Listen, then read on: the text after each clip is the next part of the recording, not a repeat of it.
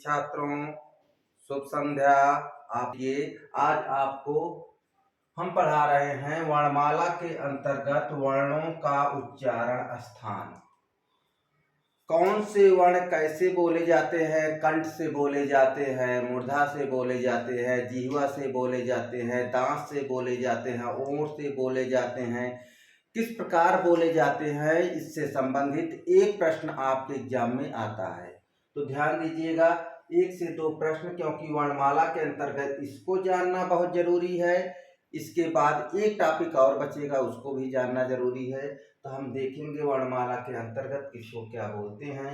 हम लोग अपने पढ़ाई के क्रम को आगे बढ़ाते हुए शुरू करते हैं और देखते हैं कि क्या कंठ।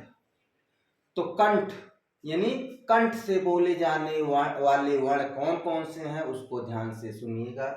तो इसमें आता है का वर्ग। क्या आता है? का वर्ग। अब आप सोचोगे का वर्ग होता क्या है? का वर्ग मतलब का वर्ग के अंतर्गत आने वाले जो वर्ण हैं, कल मैंने पूरा बताया था, उस वीडियो को देखेंगे समझ जाएंगे। और इसी में प्लस आता है, हमारे स्वर आते हैं छोटा आ और बड़ा आ, और प्लस आता है हा। यानी हमारे कंठ से गले से बोले जाने वाला वर्ण है का वर्ण। आ है यानी छोटा आ, बड़ा आ और हा है। यही इतने वर्ण है जो कंठ से बोले जाते हैं। आपके एग्जाम में ये पूछा जाएगा, ध्यान से सुनिए और देखिए। तालव्य के अंतर्गत क्या आता है? तालव्य के अंतर्गत आता है, तालव्य माने ताल। तालुआ जान रहे हो ना, तो वही है ताल। तो उसमें आता है चा वर्ग। चा वर्ग। अब चा वर्ग के बाद क्या आएगा? ई। चाहे ई कहिए या छोटी ई या बड़ी ई कहिए। इसी के साथ आता है या और सा।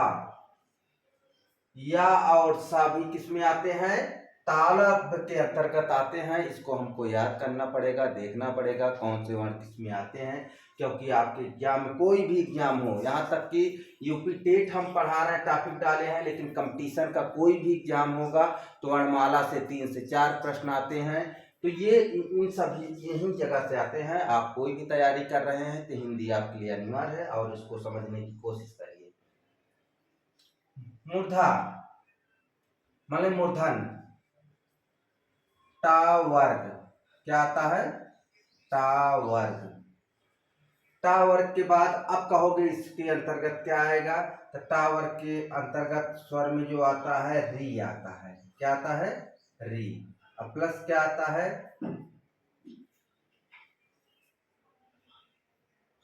रा और सा, जिसे आप कहते हो षटकोण वाला सा, सा। ये आप आते हैं इसके अंतर्गत। अब दंत के अंतर्गत देखेंगे। दंत के अंतर्गत दांत से बोले जाने, दंत माने दांत, तो दांत से बोले जाने वाले ता था, देखिए बोलते हो तो आपके दांत टच करते हैं, तो इसमें आता है ता वर्ग। क्या आता है? ता वर्ग प्लस। अब इसमें कोई भी स्वर नहीं आता है। अगला आएगा इसमें ला और सा। इसीलिए इसको कहा जाता है तालव्य सा, मूर्धन्य सा और दंत सा। तो हमारा ये क्या हुआ? दंत के अंतर्गत ता वर्ग आ गया, ला और सा आ गया। ओष्ठ। ओष्ठ के अंतर्गत क्या आता है? ओठ द्वारा बोले जाते हैं पा वर्ग। कौन से? पा वर्ग प्लस उ ऊ, यानी छोटा ऊ और बड़ा ऊ, ओठ के अंतर्गत। आगे ये तो देखिए हमारे मुख्य उच्चारण स्थान है।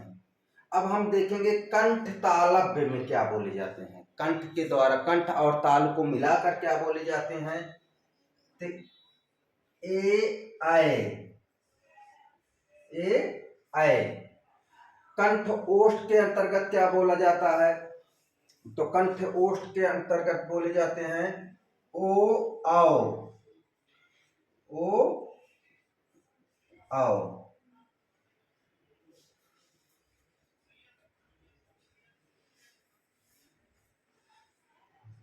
ओ आओ।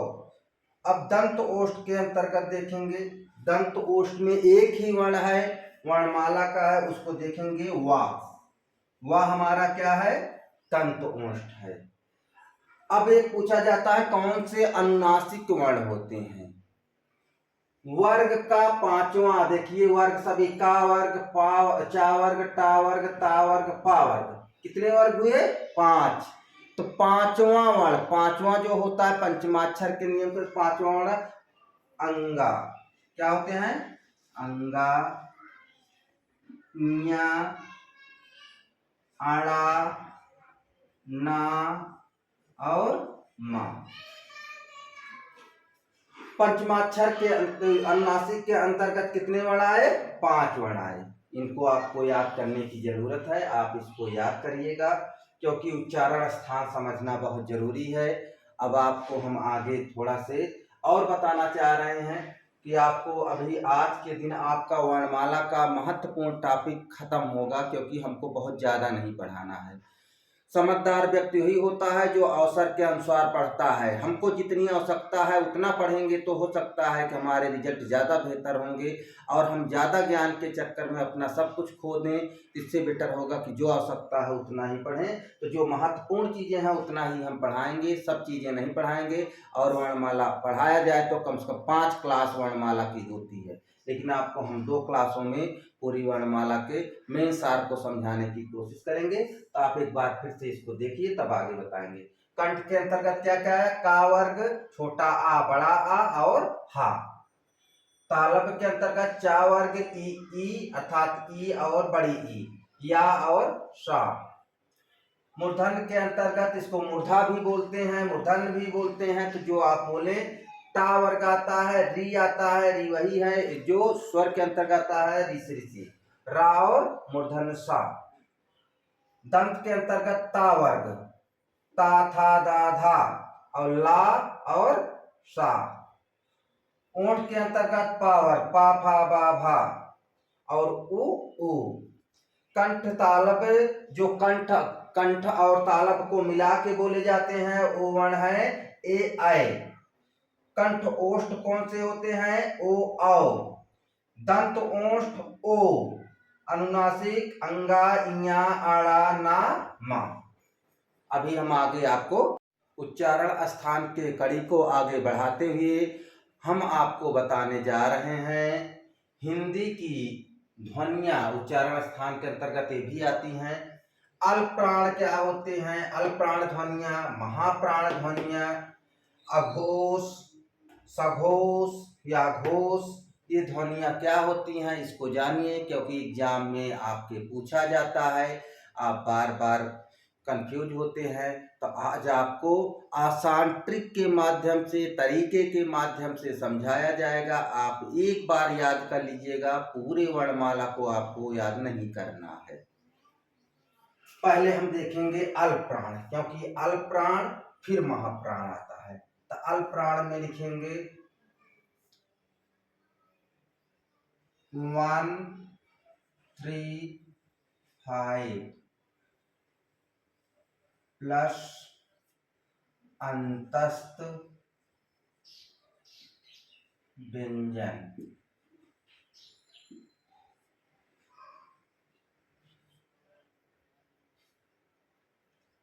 प्लस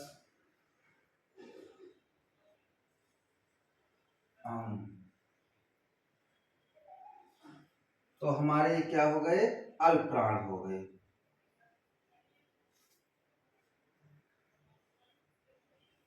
अब कैसे आपको डिफाइन करके मैं बता रहा हूं। आप कोड देखिए 135 लिखा गया है ना। 135 मतलब है कि वर्ग का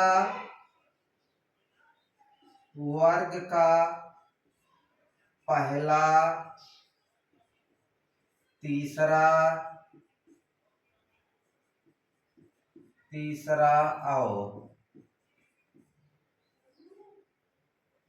पांचवा वर्ण प्लस, अब इसको समझने की कोशिश करिएगा, किसी भी वर्ग का, क्योंकि मैं पहले वीडियो बना के डाल चुका हूं, किसी भी वर्ग का पहला वर्ण, जैसे का वर्ग का है तो का, तीसरा गा हुआ, पांचवा अंगा हुआ, तो किसी भी वर्ण का, किसी भी वर्ग का पहला, तीसरा, पांचवा वर्ण जो होता है, ये वर्ग लिख दिए हैं, वर्ण होगा, वर्ण वो क्या कहलाता है, अल्पप्राण कहलाता है। अब प्लस इसके साथ अंतस्थ व्यंजन है। अंतस्थ व्यंजन अभी हम कल के ही वीडियो में आपको बना के बताए थे। अंतस्थ व्यंजन कहा जाता है या, रा, ला, वा, ये हमारे क्या हो गए, अंतस्थ व्यंजन। अब इसी के साथ प्लस अंग है। ये इतने हमारे मात्र छोटे से तरीके से आपको अल्पप्राण ध्वनियां याद हो गई। अब आप चाहेंगे तो आप आराम से याद कर लो, 135 प्लस अंतस्थ प्लस अंग, ये हमारे अल्पप्राण होते हैं। अब महाप्राण ध्वनियां कौन सी होती हैं, ध्यान दीजिएगा, महाप्राण ध्वनियां कौन कौन सी हैं, तो महाप्राण ध्वनियां है 24 प्लस ऊष्म व्यंजन। अब आप सोचोगे कि हिंदी के पेपर में मैथ क्यों बताया जा रहा है, तो मैथ इसलिए बताया जा रहा है कि आपको छोटे छोटे सूत्र के माध्यम से, ट्रिक के माध्यम से आप आसानी से पास कर सकें और अपनी परीक्षा में ज़्यादा से ज़्यादा अंक अर्जित कर सकें। तो ये है 24, मतलब होता है वर्ग के दूसरे और वर्ग का दूसरा और चौथा वर्ण, यानी कोई भी वर्ग होगा, का, खा, गा, घा, यानी का में बात करें तो हमारा दूसरे नंबर पे आता खा, और तीसरे पे गा आता, तीसरे को नहीं लेंगे, चौथे पे घा आता है तो घा को। इसी प्रकार का वर्ग, चा वर्ग, टा वर्ग, ता वर्ग, पा वर्ग, सभी वर्गों से दूसरा और चौथा वर्ण महाप्राण ध्वनियां कहलाता है। महाप्राण ध्वनियों वाले कवि का नाम भी पूछा जाता है, तो आप याद कर लीजिए। ऐसे कवि का नाम है निराला। निराला ने अपनी रचनाओं में महाप्राण ध्वनियों का प्रयोग किया है, इसीलिए इनको महाप्राण भी कहा जाता है। तो ये का आपके साहित्य के इतिहास से एक प्रश्न आपका ये भी बन सकता है, तो इसको भी याद कर लीजिए कि महाप्राण किसे कहा जाता है, तो निराला को महाप्राण कहा जाता है। अब आपको ये याद हो गया, 24 मतलब क्या है, दूसरा और चौथा वर्ण प्लस ऊष्म व्यंजन। ऊष्म व्यंजन आपको हम पहले बता चुके हैं, उस वीडियो को जरूर देखिएगा आप लोग। तो हमारे चैनल पे जाएंगे तो आप देखेंगे, सारे वीडियो पड़े हैं, उसके लिए आप निश्चिंत रहिए, सब खूब देखिए।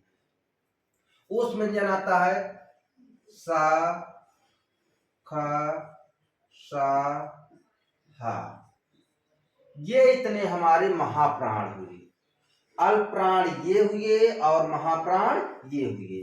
अब इतने छोटे से आपको पूरी वर्णमाला रखने की जरूरत नहीं है, आपको 24 याद कर लीजिए, उस व्यंजन याद कर लीजिए, इधर आप 135 याद कर लीजिए, 10 याद कर लीजिए, तो आपके अल्पप्राण ध्वनियां हो गई, महाप्राण ध्वनियां हो गई, आपको रखने की जरूरत नहीं है। अब हम लोग ध्यान देंगे अघोष क्या होता है, सघोष या घोष क्या होता है। तो अघोष किसे कहेंगे और सघोष किसको कहेंगे। तो अघोष का मतलब होता है 12 प्लस सा, हा को नहीं लेंगे, नहीं तो उस व्यंजन पूरा आ जाता, इसलिए हमने वर्ण लिखे हैं।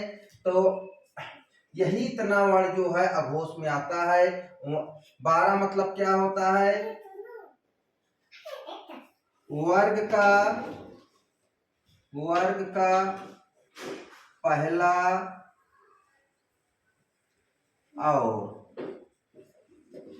दूसरा वर्ण अघोष होते हैं, प्लस तीनों सा। याद कर लीजिए, अगर हम पूरा लेते तो उसमें बन जाता, लेकिन हम तीनों सा को याद करेंगे, प्लस तीनों सा हमारे क्या होते हैं, अघोष होते हैं। यानी आपको समझ में आ गया होगा अघोष क्या होते हैं। अब जो शेष बच रहा है वो सघोष में आएगा, तो सघोष में आता है 345 प्लस अंतस्थ व्यंजन प्लस स्वर प्लस अंग और आहार, इतने। यानी आपको समझने की जरूरत है यहाँ पर, क्योंकि इतना याद करने मात्र से काम नहीं चलेगा जब तक हम समझे नहीं रहेंगे, क्योंकि आपको बहुत शार्ट तरीके में हम बता रहे हैं। अगर आप वीडियो देखेंगे तभी समझ सकते हैं, वैसे पढ़ेंगे तो आप सोचेंगे क्या मैथ की तरह बता दिए हैं। तो 345 का मतलब होता है वर्ग का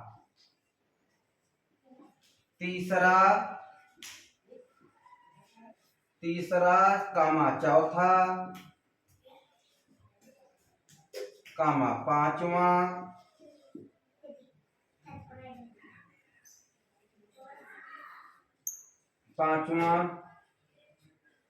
प्लस, यानी किसी भी वर्ग का तीसरा वर्ण, चौथा वर्ण, पांचवा वर्ण। जैसे का वर्ग का तीसरा गा बनेगा, चौथा घा बनेगा और पांचवा अंगा बनेगा, ये हमारे सघोष हुए।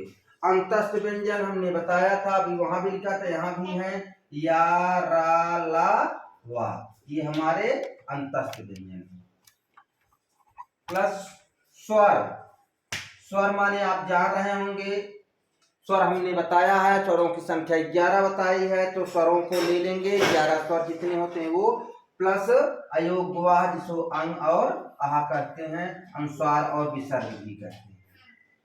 तो मैंने एक छोटा से प्रयास किया, कम से कम में आपको वर्णमाला को पूरा पढ़ाने की कोशिश की। हमें आशा है कि आपको अच्छे से समझ में आया होगा, आप समझने की कोशिश किए होंगे।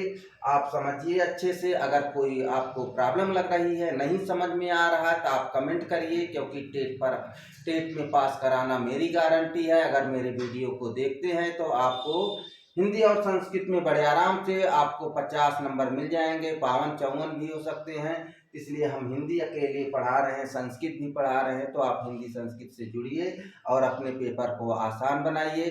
टेट ही नहीं, अन्य कंपटीशन के भी विद्यार्थी पढ़ सकते हैं, क्योंकि बार बार अवसर नहीं आता है। इसलिए आप हमसे ज़्यादा से ज़्यादा जुड़िए, हमारे चैनल को लाइक करिए, सब्सक्राइब करिए, ज़्यादा से ज़्यादा शेयर करिए। धन्यवाद।